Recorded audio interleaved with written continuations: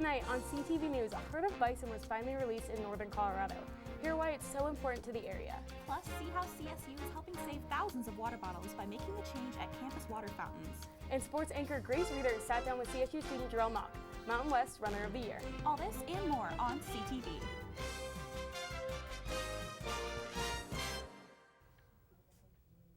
Hello Rams and welcome to CTV. I'm Sierra Symes. And I'm Madison Sloan. Thanks for tuning in. A woman is in serious condition after being hit by a car yesterday afternoon.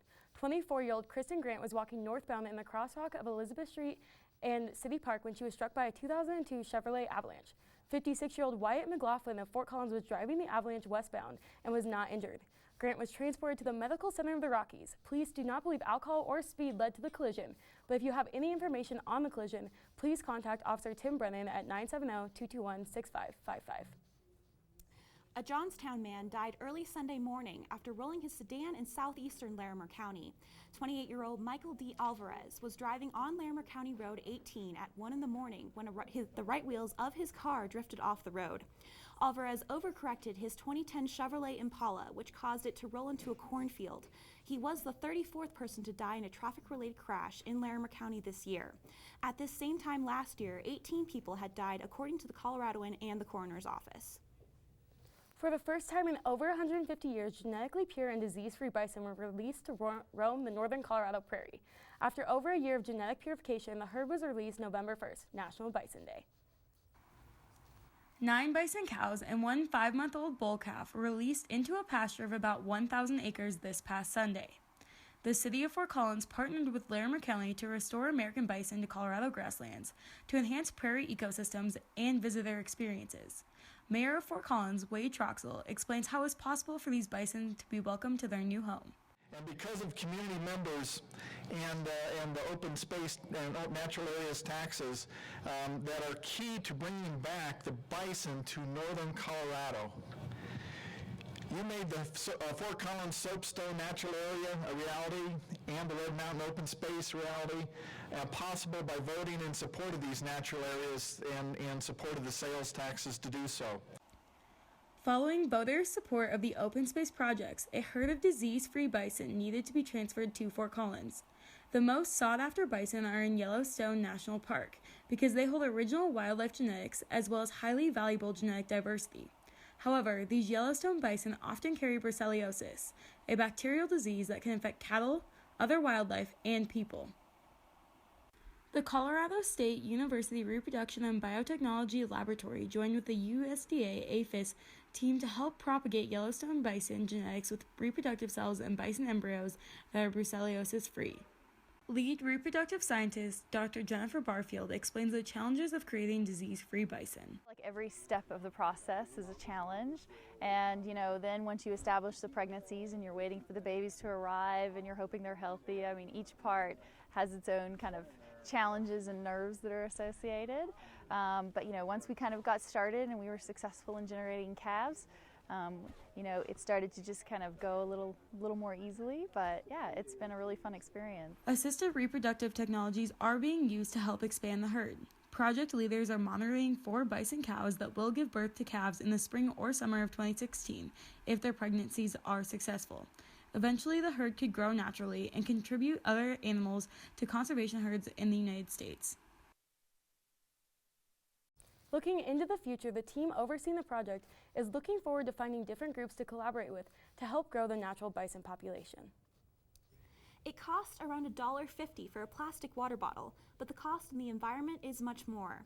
CSU is putting a new system to reduce the plastic by reusing a model that has helped recycle an astonishing number of water bottles. It's sustainability, but for portable water. Here in Fort Collins, here at CSU, we have great water. Our water quality is really good, our tap water is super clean, and so why wouldn't we drink tap water? The convenience of having a water bottle filling station where the water's cold, clean, ready to go, that's really nice.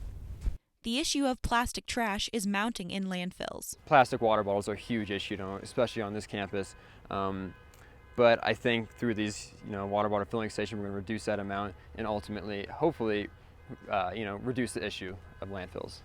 New building projects make it easier to install the water bottle stations. When they're kind of built into the project, they can be really cost effective and not much more than a regular water fountain. New building projects have brought the water fountains to recently renovated buildings like Eddy Hall, the Behavioral Sciences Building, and the LSC. Since the installation, 30,000 bottles have been saved. Sustainability was such a big concept from the beginning, and it was all through the renovation, even how we renovated and how we restructured the building but kept the shell, saved money, reclaimed and reused things as we possibly could. The water systems are not cost-friendly for every department. Like that costs a lot and the money has to come from somewhere. So it really depends on the building and how that building is run and what resources they have.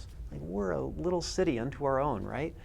And the decisions and choices that we make, just those one bottle at a time, it kind of adds up to be a pretty big impact. With CTV News, I'm Sierra Symes. The water bottle effort is being joined by campus coffee shops who will be giving out 1,000 free mugs on the 17th to encourage their Bring Your Own Cup campaign, where customers that bring their own cup get a 10-cent discount on their order.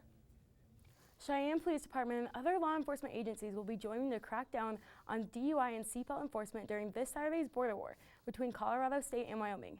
U.S. Highway 287 will have heavy traffic between Fort Collins and Larimer, and police will have vehicles equipped with everything to process DUI arrests quickly. If you're planning on attending the game and drinking, be sure to have a safe, sober ride to get you back home. A CSU alumni has started a popular chicken wing chain in the northern Colorado area, and now he's planning to open one up in his alma mater city. Students will be happy to hear that Wing Shack will be opening a new store in Fort Collins at 1011 South LeMay Avenue, coming in 2016. The restaurant will be offering salads, sandwiches, wraps, and a selection of Colorado beers, and of course, plenty of wings. Owner Brian Seafried is opening up his 4th restaurant in northern Colorado. Other locations include Garden City, Greeley, and Loveland. After the break, weather anchor Elizabeth Prossi will have her full forecast. Stay tuned. Tune in to KCSU, your student-run radio station at Colorado State University. Live 24 hours a day, every day at 90.5 FM and kcsufm.com.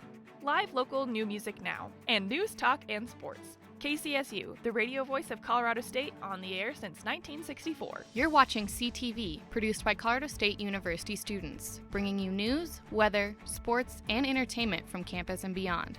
CTV live Monday through Thursday at 7 p.m. on campus and Fort Collins on Channel 11. Repeats at midnight, 8 a.m., noon, and 2 p.m. The Rocky Mountain Collegian is your student-run news and information platform. Pick up your paper on campus or around Fort Collins Monday through Thursday with special editions Fridays. And check out collegian.com anytime for all the latest updates. News, sports, entertainment, opinion, and more. The Rocky Mountain Collegian, serving Colorado State since 1891.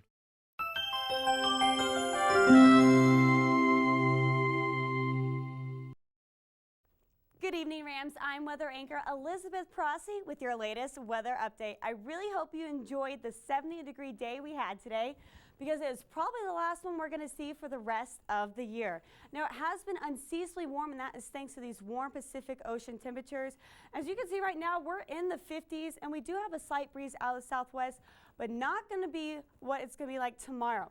Now, this evening, we're going to be mostly clear, and then heading through those later evening hours, cooling down to the 40s. We'll see a few clouds mix in, so you will want your jacket if you're going to head out to Sundance later on this evening. Now, looking across the state, we can see that we're going to see temperatures just below freezing in Vail, 29 degrees. Gunnison, you're looking at 31 degrees. Telluride, though, you're actually under a winter storm watch currently at 29 degrees. Alamosa, 30 degrees. A little bit warmer, though, as we get out into the eastern plains. Lamar, you're looking at 40 degrees. Burlington, 39. And then along the I-25 corridor, we're looking at those 40s, 39 degrees, though, in the Springs.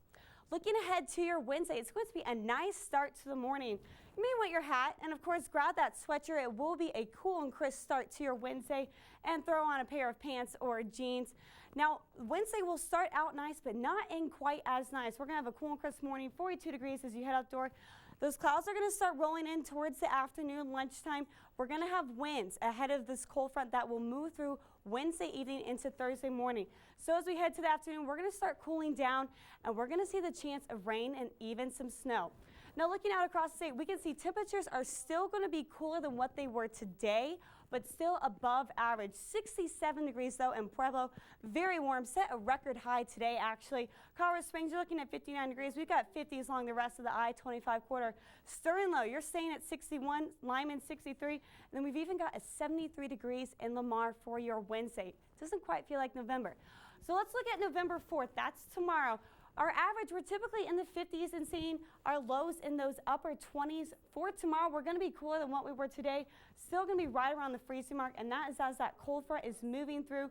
We are going to see precipitation. Now, mostly going to be rain, and because this storm system is moving through so quickly and it's been so warm lately, we're not going to see a whole lot of snow here in the foothills. Now, the upper elevations, you will definitely see some snow.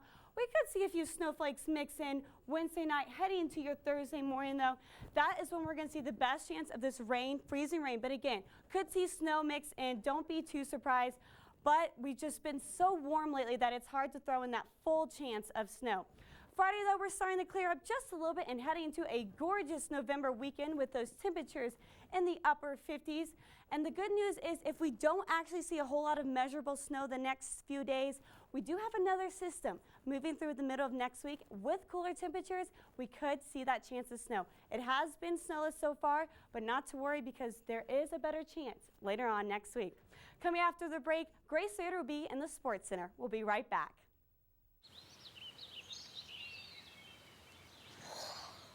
Oh, look, a redhead. Staring contest.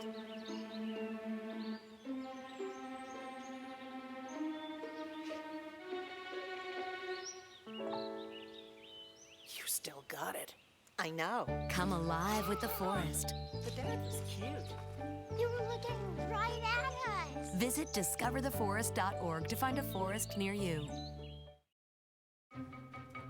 Me and my boy Matt had it good. He had catnip that was off the hook.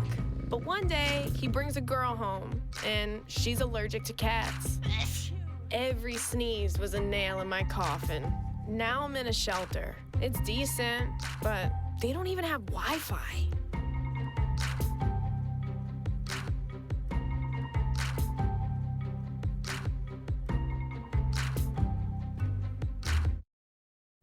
Thanks for hanging around for some CTV Sports. I'm Grace Reeder. As you can see, my co-anchor Rachel's gone. She became an aunt this week, so congratulations to her. The CSU women's volleyball team swept Nevada on Halloween, and the match was so fast, the Rams still had time to go trick-or-treating. Hilbert's crew is undefeated in the Mountain West and looks to take on Air Force at Air Force on Thursday. The Rams jumped 3 spots to be ranked 15th in the AVCA coaches poll. Speaking of ranked, the CSU men's cross-country team jumped 5 places in the USTF CCCA Division I National Coaches Poll, now ranking 25th after their outstanding second-place performance at the Mountain West Championships in Reno. Jarrell Mock, redshirt freshman, took first in the meet by 14 seconds. I sat down with Mock to see how the victory felt and how the rest of the season looks.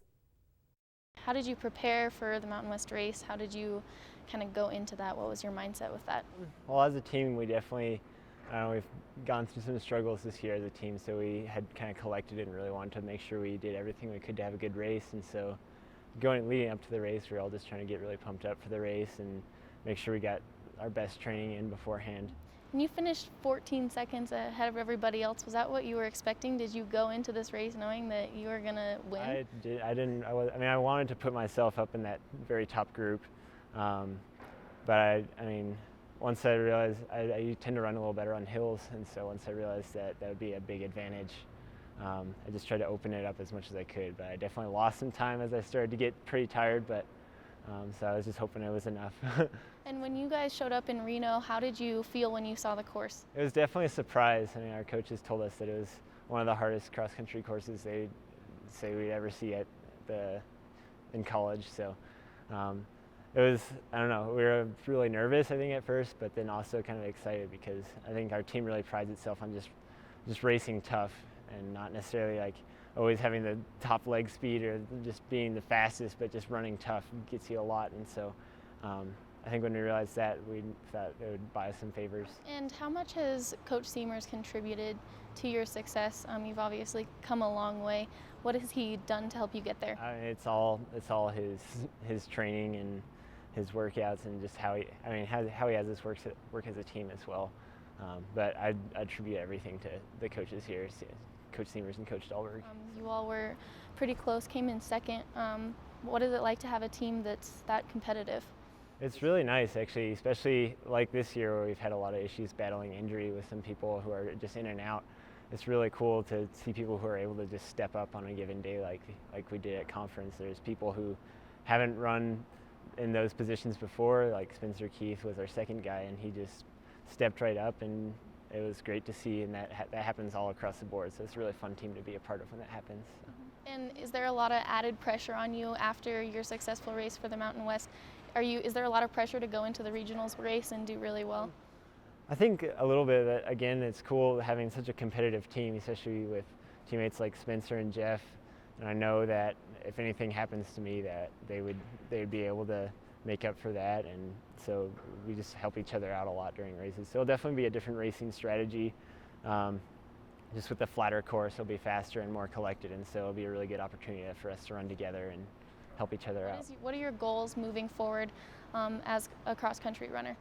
Last year at Nationals, I finished just outside of the All-American spot, so I'd like to try and put myself in that position this year and moving on as well, but it depends a lot on how training continues to go, and things like that. So right now, I've been healthy, which is lucky, and so just trying to keep myself healthy and keep training well, and I think I can continue to get better each year. So you're from Utah, is that correct? Yeah. And do your parents ever get to come out and see you race? Does your family ever get to come out and see you? Yeah, they come out every now and then. My dad was there in Reno last weekend, and then both my parents will be down in Albuquerque in a couple weeks for regional. Oh yeah, and then going forward into the season, what does this mean for your season? Where are you going from here? So we'll have regionals in a couple weeks, and I think again, we've got people who are in and out, but if we can get a nice, healthy crew to go there and we run well, I think we can definitely secure a spot at Nationals and hopefully run well there too as well. So.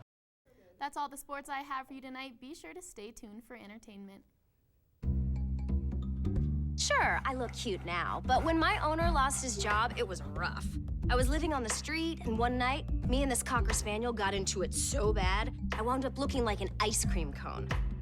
I cried a little bit, but thankfully I got rescued, so I'm running, I'm jumping, all back to my old self. And I'm ready to give unconditional love, even if you put a lampshade on my head.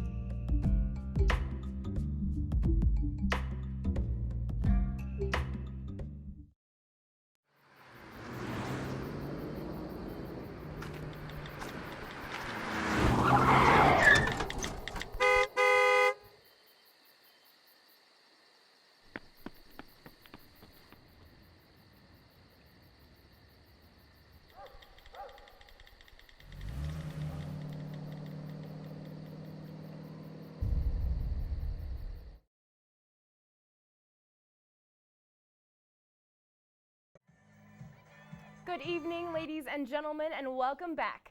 I hope everyone had a great Halloween weekend that was full of candy, costumes, and smiles. I know Hughes Stadium was definitely a part of the Halloween fun during a San Diego State game. The official event was called Halloween at Hughes, which included trick-or-treating with the Rams and a costume contest. Children of all ages trick-or-treated before the game. Several booths were hosted by various athletic teams that offered all kinds of games and activities to participate in. And of course, there was lots of candy. At halftime, children and parents were invited onto the field for a parade and a costume contest. The contest is open to anyone and is being conducted through Facebook. The public gets to vote for their favorite costume, and awards will go up to 5th place. The first place winner will receive $1,000, followed by smaller amounts of prize money to the following placings. Be sure to cast your vote on Facebook by following the Colorado State Rams page and clicking on your favorite costume under the Costume tab. Voting ends this Friday at 5 p.m. Now, speaking of winners, CSU's own alumna Bonnie Ross is taking the gaming world by storm. Ross graduated CSU in 1989 with a degree in technological communication with a concentration in computer science and physics. She is now the corporate vice president of Microsoft and was recently named by Fortune magazine as one of the top 10 most powerful women in the video game industry.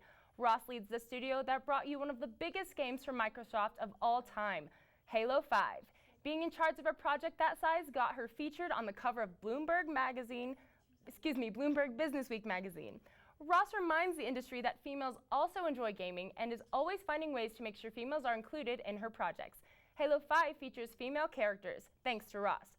The Halo 5 game was one of the most anticipated game releases of the year, determining the future course of success of the Xbox One. The game went on sale October 27th and reviews are looking good. CSU couldn't be more proud of former Ram, Bonnie Ross. Well, Rams, that's all the time we have tonight. Be sure to tune in to CTV every Monday through Thursday at 7 on Channel 11 and collegian.com. Good night.